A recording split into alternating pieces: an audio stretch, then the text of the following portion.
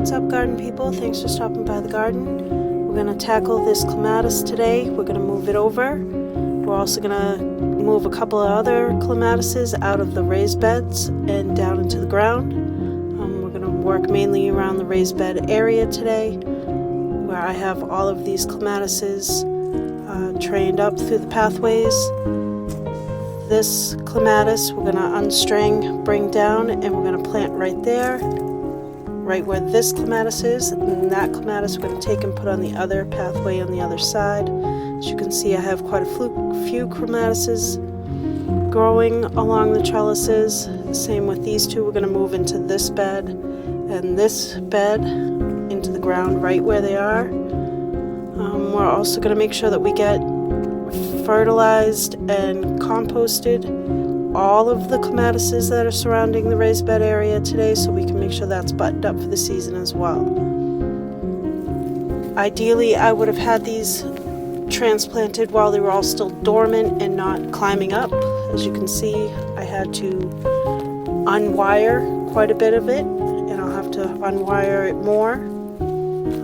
But they're quite rooted in, and I really wanted to make sure that I got these out of the raised beds sooner than later and into the ground.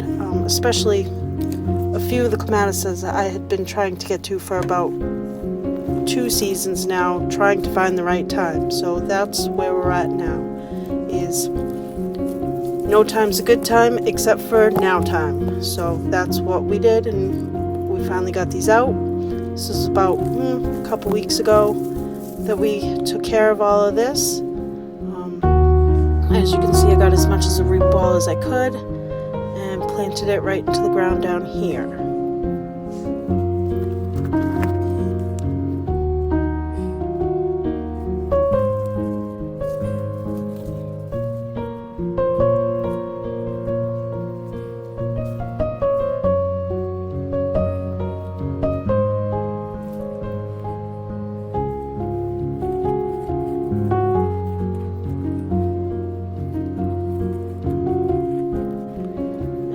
Stringing it up. So ideally cutting it back would have been best, but I couldn't not see the flowers that were going to bloom, and whatever died from the transplant that I cut back. But for the most part, quite a bit of the plant, all the plants that I transplanted, they transplanted fairly well. It's still cool enough here to be able to do it.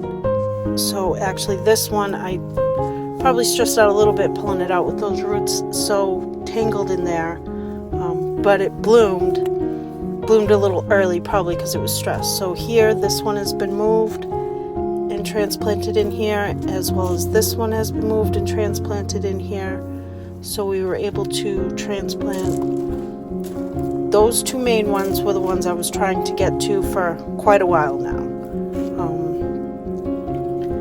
We've got the other one on the raised bed transplanted, and next we're going to do this one, which is on the 2 lower raised beds, the beginning of the raised bed garden. And it was fairly straightforward and simple. You just pulled them out of the raised beds and then plopped them down at the ground here, tangled up, the vines that were left, and what dies off later, I'll just cut back later.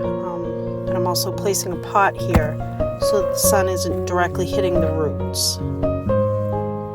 And of course, we'll keep them well watered. We'll treat them like, every other plant that you've just planted, and just kind of keep an eye on them and baby them throughout the season.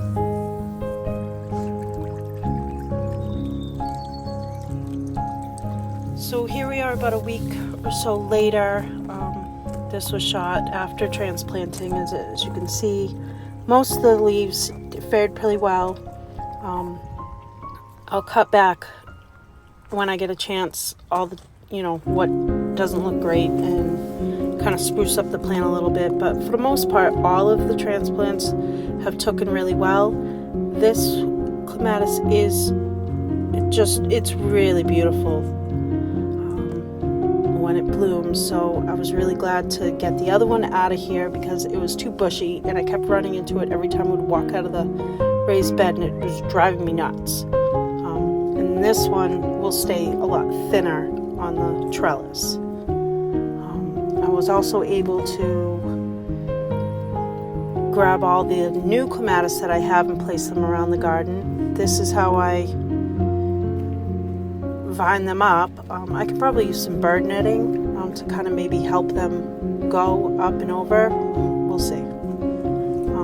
But as you can see, this is definitely, I needed to get the new clematis plants that have come into the garden placed around and see where I'm planting them. So if you want to see how these clematis progress and the new plants into the ground as the season goes along, make sure that you hit the subscribe button. It's free and it helps out the channel. So yeah, thank you for coming along on the gardening journey with me.